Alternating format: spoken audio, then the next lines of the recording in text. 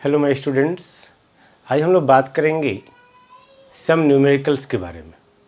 इसके पहले video lecture में हम लोग ने बात किया था losses and efficiency of DC machine के बारे में। तो पिछले टॉपिक पे बेस्ड अभी तक जो भी हम लोग ने डीसी मशीन में स्टडी किया है उस पे बेस्ड जो है हम लोग कुछ न्यूमेरिकल्स करेंगे। उसमें से जो न्यूमेरिकल्स है, फर्स्ट न्यूमेरिकल्स ए डीसी शंट जनरेटर। तो डीसी शंट जनरेटर है ये, है ना। तो हम लोग डीसी शंट जनरेटर बना सकते हैं आई थिंक। ओके, तो ये डीसी शंट जनरेटर हो गया। जनरेटर है तो इलेक्ट्रिकल आउटपुट, ओके। ये शंट फील्ड यहाँ लोड होगा जिसके क्रॉस टर्मिनल वोल्टेज VT है और ये करंट IL। ओके, तो ये डीसी शंट जनरेटर हो गया। Supplies 96 ampere.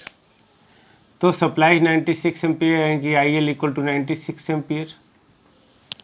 Clear, IL equal to 96 ampere at a terminal voltage of 200 volt. Terminal voltage ये हो गया VT equal to 200 volt. Okay, the armature and shunt field resistance are, armature and shunt field resistance are. Armature का हो गया 0.1 ohm and ये 96 ohm, sorry 50 ohm, 50 Om. The iron and friction losses are, iron WC, friction दोनों combined दिया हुआ है कितना 2500 watt. Okay, calculate EMF generated, ये निकालना है। ओके, कॉपर लॉसेस ये निकालना है एंड एफिशिएंसी निकालना है, वो भी कॉमर्शियल। यही तो करना है, सिंपल। यही आपका दिया हुआ है। तो सबसे पहले आर्मेचर को हम लोग रिप्लेस करेंगे, है ना, इसे आर्मेचर रेसिस्टेंस से एंड EMF इंड्यूस से। तो EMF इंड्यूस बाई EG, ये RA, क्योंकि ब्रश का वोल्टेज ड्रॉप नहीं दिया हुआ तो इसको कंसीडर नहीं करेंगे, नेग्लेक्ट रखेंगे। Shunt field resistance, shunt field resistance RSH। तो इसके थ्रू आर्मेचर करंट IA और ये ISH, सिंपल, है ना। तो EG EMF इंड्यूस निकालने के लिए ये देखो EMF इंड्यूस इसमें हम लोग चलेंगे और नहीं तो इसमें चलेंगे तो माइनस EG, करंट के डायरेक्शन में चल रहे हैं तो IARA plus VT equal to 0, यानी कि EG equal to VT plus IARA। अब ये सोचो, इसमें VT दिया हुआ है, RA दिया हुआ, IA नहीं दिया हुआ है। अगर IA निकल जाता तो ये निकल जाता ना। अब IA निकालने के लिए क्या करेंगे, IL ये दिया हुआ है। अब ये देखो IA equal to ISH plus IL। तो IL तो पता है, ISH अगर निकल जाए तो IA निकल जाएगा। ISH के लिए हमारे पास VT, इसके parallel voltage VT equal to ISH into RSH। तो VT पता है 200, ISH इंटू RSH 50 ओम, नहीं तो ISH इक्वल टू कितना 4 एम्पियर। तो ये हो गया 4 और IL हो गया 96, तो ये कितना 100 एम्पियर। ये 100 तो VT आपका 200 plus 100 into 0.1 equal to what 210 वोल्ट। पहला का आंसर मिल गया, I think no problem. Copper losses, copper losses means what IA square R losses. तो एक ये और एक ये दिया हुआ है, यानी कि IA square RA plus ISH square RSH, है ना। ओके, IA दिया हुआ है 100 whole square, RA 0.1 plus ISH 4 square into 50। तो ये हो गया आपका 1000 प्लस 16 85 800 इक्वल टू 1800 वाट। ये हो गया टोटल कॉपर लॉसेस, ये भी निकल गया। एफिशिएंसी है ना, हम लोग को एफिशिएंसी निकालना है, तो एफिशिएंसी कमर्शियल आउटपुट यानी कि VTIL नहीं, divided by output plus losses. तो लॉसेस में आपको कॉपर लॉस दिया हुआ है, फ्रिक्शन लॉस दिया हुआ है, प्लस कॉपर लॉस, ये कोर लॉस दिया हुआ है, फ्रिक्शन लॉस दिया हुआ है, सब आपको दिया हुआ, निकाल लीजिए। 200 into IL 96 divided by 200 into 96 plus 2500 plus 1800। क्या है आंसर मेरा? आंसर जो है, एक मिनट, 81.70%, 0.817 यानी कि 81.7%। सिंपल, जो भी आपका डेटा किया हुआ था उस पर हम लोग बेस्ड प्रॉब्लम कर लिए। हम लोग इसको रब करते हैं, नेक्स्ट प्रॉब्लम देखेंगे। जस्ट सी, नेक्स्ट प्रॉब्लम कहता है फिर a DC shunt generator delivers full load current of 200 ampere. तो IL equal to 200 ampere, DC shunt generator है हमारा, एट 240 वोल्ट, यानी कि VT इक्वल टू 240 वोल्ट। अभी हम थोड़ी देर पहले में देखा है DC शंट जनरेटर है ना। Shunt field resistance is 60 ohm and the full load efficiency is 90%. 90%. Rotational losses equal to 800 watt. Okay. Find the armature resistance.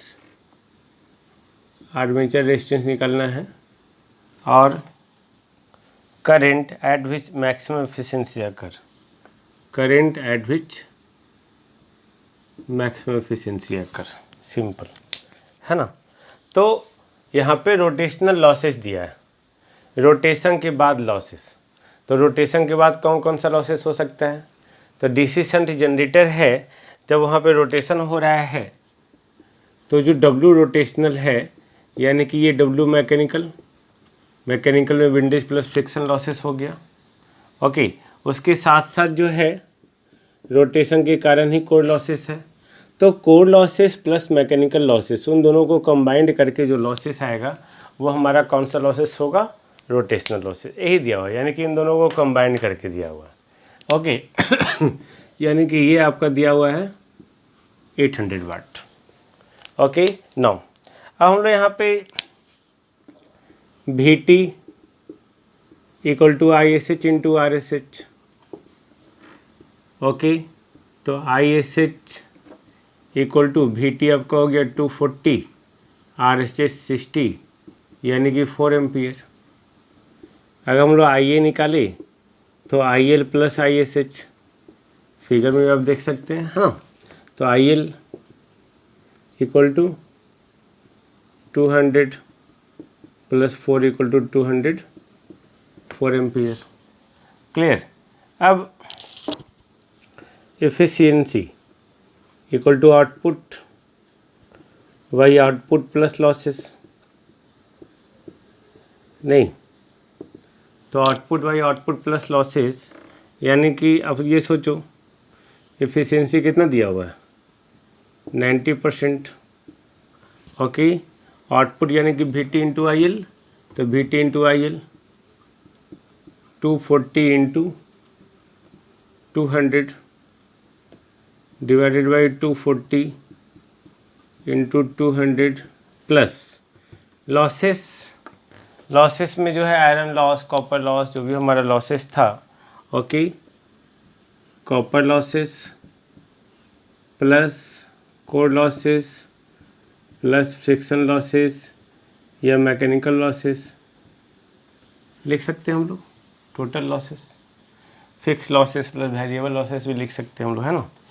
तो इसको हम लोग जो है कॉपर लॉसेस को हम लोग आर अगर ब्रेक करें तो I A square R A plus I S H square R S H भी आएगा।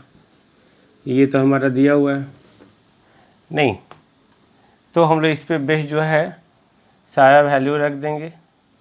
आई ए भी पता है, आई एस एच भी पता है, आर एस एच भी पता है, आर ए निकल जाएगा इससे, W C plus W mechanical भी पता है, तो इससे हम लोग का आर ए निकल जाएगा।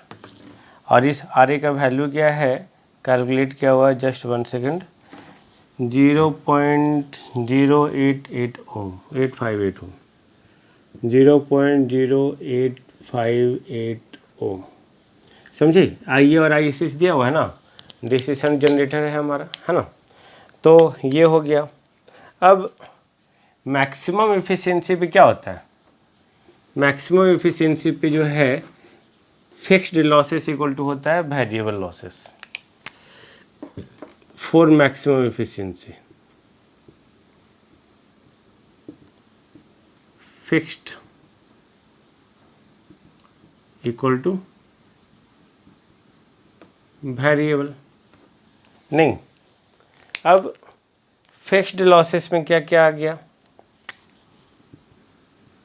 Constant loss plus I S H square R S H, और वेरिएबल लॉस में क्या हो गया, आई ए स्क्वायर आर ए। तो कांस्टेंट लॉस में हमारा क्या होगा, मैकेनिकल कोर लॉसेस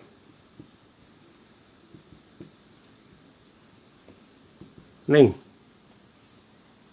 जो 800 वाट दिया हुआ है, plus I S H square R S H divided by R A under root equal to I A. तो ये कौन सा करंट होता, at which the maximum efficiency occur. तो मैक्सिमम एफिशिएंसी पे fixed loss equal to variable losses. अब यहाँ पे क्वेश्चन ये होता है कि I S H square R S H ये हमारा कांस्टेंट लॉसेस है, क्योंकि आई एस एच करंट हमारा कांस्टेंट, आर एस एच हमारा ये आई स्क्वायर आर लॉसेस है, but it doesn't depends upon the load. Okay, जो करंट लोड पे डिपेंड करेगा वही वेरिएबल होगा। ओके, तो आई S H square R S H ये किस में आ जाएगा, इसमें आ जाएगा फिक्स्ड लॉसेस में। वेरिएबल लॉसेस में हमारा सिर्फ आर्मेचर रेजिस्टेंस के कॉरस्पॉन्डिंग लॉसेस है। ये आर्मेचर करंट जो है वो डिपेंड कर रहा है लोड पे, तो इसके कॉरस्पॉन्डिंग हम लोग आइए निकाल लेंगे, और इस आइए का जो वैल्यू आएगा इसमें सारा वैल्यू पुट करने के बाद वो है 143 ampere. Okay, this one is the answer. I think आप लोगों को समझ में आया है ना। हम लोग नेक्स्ट प्रॉब्लम देखते हैं, इसको रब करते हैं। नेक्स्ट प्रॉब्लम है ए 10 kilowatt DC shunt generator, 10 kilowatt DC shunt generator. Okay, following losses occur at full load, at full load W mechanical equal to 290 watt, W iron equal to 420 watt, shunt copper losses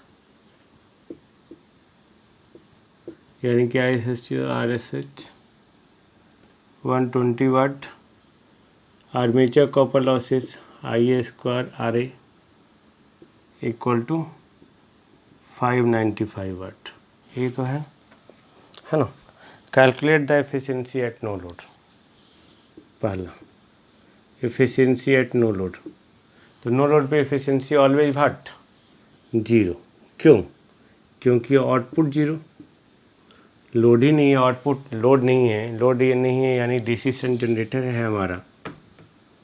okay, load नहीं है, load नहीं है यानी कि क्या हो गया, open circuit है, यानी कि किसी तरह का लोड करंट नहीं फ्लो कर रहा है, 0। तो जो आउटपुट ही 0 है V T into I L, ये 0 तो एफिशिएंसी व्हाट, 0। अब बोलता है calculate the efficiency at 25% of full load, 25%, n equal to 25% यानी कि 1/4 लोड। तो ये तो हमारा फिक्स लॉसेस है, ये चेंज क्या होगा, सिर्फ आई स्क्वायर आर ए है ना, यानी कि आई स्क्वायर आर ए जो है ये हमारा WCU/FL दिया हुआ,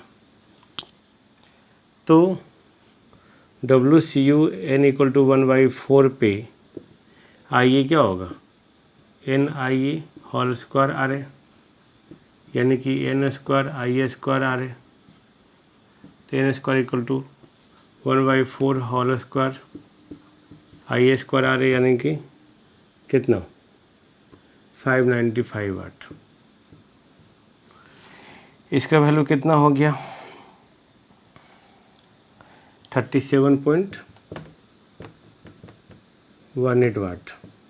अब निकाल लीजिए एफिशिएंसी एट 25%, नहीं तो एफिशिएंसी एट 25% यानी कि n into output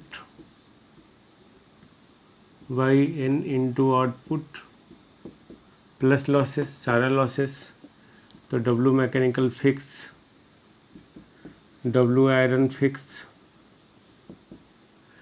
W ISH square RSH fix, क्योंकि लोड पे डिपेंड करता नहीं है, और ये n square I square R A, तो सब आपका दिया हुआ है। ये आउटपुट है आपका, आउटपुट इक्वल टू 10 किलोवाट, तो इसमें सारा वैल्यू जो पुट करेंगे n = 1/4 आउटपुट 10 किलोवाट, ये सारा वैल्यू, तो आपका एफिशिएंसी आ जाएगा दैट इज 74.246%।